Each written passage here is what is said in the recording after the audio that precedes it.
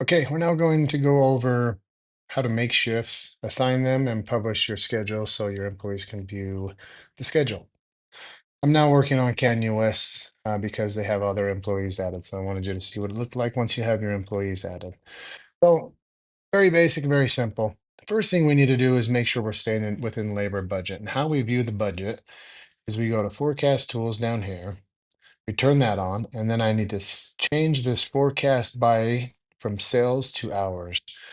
Once I do that, the budget will be down here in the actual hours column. So I'm going to quickly fill this in so it makes a little more sense. We'll just say this is the budget for these days for this particular mall, and it differs by store and by mall based off of mall hours, based off of total sales, etc. So, but this is what you're going to be looking for and what you're approved to schedule and the budget we're expecting you to stay within. So, on the 11th here, I'm just going to quickly make some shifts. I'll show you some quick tricks to do to copy, to move stuff around. So, if we want to add a shift, we'll just start here with Landon. We'll say Landon is going to work. We hit add shift. In the time, I can enter a time. Sundays are always noon to 6, so we'll go 11:45 a.m. We'll just say Landon's going to work the entire day. Noon to 6, and we hit save. Now, I don't hit save and publish for a couple of reasons. If I hit save and publish, it sends the schedule out right away. I like to make the entire schedule, make sure everything looks good, and then I hit this button in the top left corner that says publish and notify, and then it blasts the entire schedule to everyone. Now, as a side note, if you were to make a change to the schedule after it's fully made and you just change one individual schedule, when you hit publish and notify, it's only going to notify that one individual. So it's not going to keep reminding and telling everyone every time you make a tiny change to the schedule. So don't worry about over stimulating your employees with changes to the schedule. It's only going to notify those that it affects. So we'll say Landon's working all day Sunday. We'll say Lucas is going to come in the morning. We'll say they're 10 a.m. start time. So that I always have people come in 15 minutes early. We'll say he's working at 4 p.m. Save, and then we'll say Chloe's going to come in and be the closer that day. 3:45 p.m. Give him a little overlap. And we'll say 6:30 is the close. Okay, so as I've assigned those shifts, down here in the bottom, I see my total hours that have been assigned. So 9 hours is what's been assigned. 9.75 is what's approved. So I have another 3/4 of an hour that I can assign. I want you to assign those. That budget is there for a reason. It's there so we can use double coverage to merchandise, to go to the bank if we need to get change, et cetera, et cetera. Don't try to save me the 3/4 of an hour. Now, I don't want to waste time either. So if it's dead and there's nothing to do, you're more than welcome to send someone home. But budget is there for a reason, and it's a very tight budget, so you're not going to have a lot of overlap. So just know that you're not really.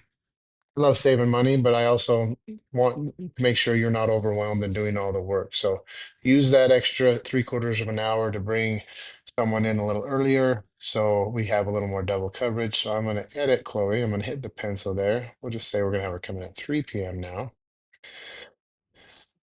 Then if I notice, that equals out my budget. So I've now scheduled 9.75 hours. My budget is 9.75 hours, so I'm within budget there. A couple quick things you can do to copy shifts. If I hold down the control button from a PC or the command button from iPad or Mac, hold command and click on a shift, I can slide it and it just duplicates that shift.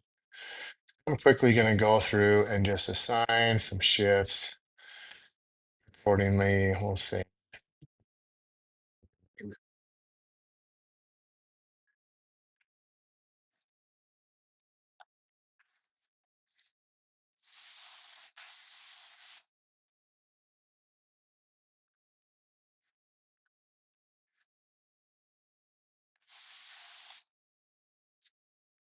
okay, so this is what a schedule will look like when it's fully scheduled out for the week. And again, we're looking down on the bottom, we're making sure we're within budget. If you are over budget, I'm going to change this and go, we'll just 7:30. It doesn't show red, which I don't like. It shows red if you're under budget, so it doesn't kind of stick out if you're under budget. But another quick thing we can look at is actual hours versus scheduled hours. Actual hours is the budget down here in the bottom left. Scheduled hours is what you actually have on the schedule. So that's a quick way to look and see, okay, I'm over a budget an hour. Where am I over an hour? Then you'll just have to look through and find the one that you're over an hour. So we'll come in here, we'll change that back to 6:30, so we're within budget. Hit save. Now, once everything's scheduled, I'm gonna hit save and publish. Now, sorry to all you employees, you're gonna get a notification here. This isn't your actual schedule, so I'll get them deleted. So now I know that everything's been published from this gray button. So all these employees that have schedules, they just got a notification on their phone that says, hey, you've been assigned to work. Log in and confirm your shifts. So your employees will get in and they'll log in and they'll confirm their shifts. We will know that they've confirmed once these yellow circles or green check marks over here to the sides of their names. So that's one thing we're looking for as managers to make sure we know that our employees have seen the schedule. That is the basic way to set up and publish the schedule. I'm going to delete these just so these employees wonder what's going on. So I'm going to clear that schedule. There is a cool feature to do, and I should have done it before I deleted it. You can copy the previous week's schedule. So if I go into the next week, let me go to a schedule that's done. Go to Coronado. The schedule done.